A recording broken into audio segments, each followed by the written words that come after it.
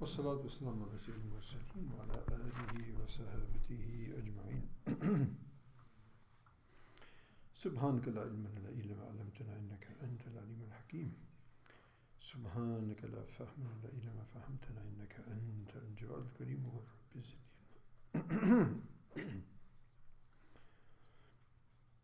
قال الإمام النووي رحمه الله تبارك وتعالى ونفعنا بعلومه في الدارين.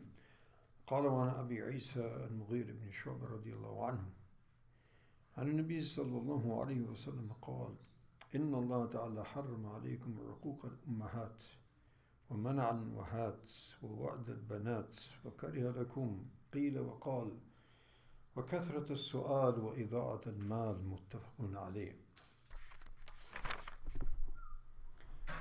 قوله منعا معناه منع ما وجب عليه، وهات طلب ما ليس له، ووعد البنات معناه دفنهن في الحياة، وقيل وقال معناه الحديث بكل ما يسمع، فيقول قيل كذا وقال فلان كذا مما لا يعلم صحته ولا يظنها، وكفى بالمرء كذبا أن يحدث بكل ما سمع.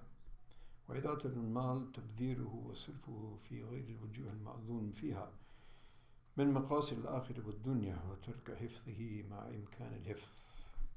وكثرة السؤال الإلحاح بما لا حاجة إليه. So continuing with the chapter of the disobedience and disrespect of parents and the severing of relationships, kinship. So here this is a very comprehensive hadith, a very important hadith from Sayyidina Mughir ibn Shu'bah radiallahu anhu. He says that Rasulullah sallallahu alayhi wa sallam said that indeed Allah subhanahu wa ta'ala has made forbidden, has made haram upon you disobedience, disrespect to your mothers, and of course to your mothers, and of course to your fathers as well. وَمَنًا وَحَاتٍ. This is a very comprehensive, succinct statement. Manan means preventing, and hat, give. So preventing what? Preventing what is wajib for you to give. And requesting or demanding that which you have no right to. It's very prominent these days. وَوَعْدُ الْبَنَاتِ. And of course that was a practice of the Arabs previous to Islam, considering that the female children was a type of blemish, and it was going to be a burden upon them, and it could possibly also be a opportunity for disrespect and dishonor to come to the tribe if she commits fornication or she does something untoward. So they used to think it's chivalry to have that crassness and hardness of heart to bury their own child while they were living, and they would be looking at, Father, what do you do? And they would bury them, alive like that. And a number of the Sahaba actually who later on accept Islam, it haunted them for the rest of their lives. Nasallallahu afiyah. However, this we have a modern version of that. Anybody know what that is? Exactly. Because once the child, after 4 months, then the soul is placed into the child, that the angel comes and places the spirit into the child, he becomes a human being. So now killing that human being is pretty much, for all practical purposes, the same thing. So definitely it's unacceptable. Totally haram. وَكَرِهَ لَكُمْ قِيلَ وَقَالَ. And also reprehensive is قِيلَ وَقَالَ. Did you hear what they said? He said that, she said that, they said this, they said that. News, what do you hear on the news? That's what you hear all day long, right? قِيلَ وَقَالَ. We have an expression in Arabic, مَنْ سَكَتَ سَلِمَ. Who keeps quiet, he remains safe. وَمَنْ تَكَلَّمَ فَنَدِمَ. In many cases, who speaks, he will be sorry about it. One of our pious ancestors, he says, "Ma nadimtu ala sakuti abadan, walakin nadimtu ala kalam mirara." He said, I've never been sorry about the fact that I kept quiet in any instance, but I've been sorry many times for speaking.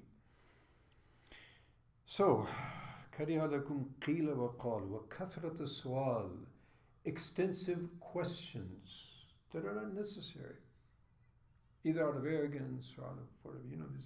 We have this is very popular. We were actually taught this from childhood in the school system here, the debate contests. How to overpower the other person with your intellectual overpower. One is the gladiator mentality of boxing and wrestling and all of that. That's a great pastime that people spend millions and billions. And then the other thing is the intellectual wrestling and boxing, known as debate. And generally, there's nothing more to that than proving that I am more witty than you. It really has nothing to. Now, our ancestors also used to actually. There was debates that went, between them, but those debates were quite different than the debates that we see today, or that even we see among the religious people generally. And an example of that was Imam Abu Hanifa rahimahullah ta'ala. He saw his son Ahmad debating with someone. He said, "Don't forget that. Don't involve yourself." He said, "Oh, Father, you're telling me don't do that which I have seen you doing." He said, "Yes. But our debate was quite different than your debating. Our debating was we used to, exchange ideas with the fear that our, companion, sahibuna, not the khasam or the opponent, they were exchanging views to try and find out and try and explore what the reality is.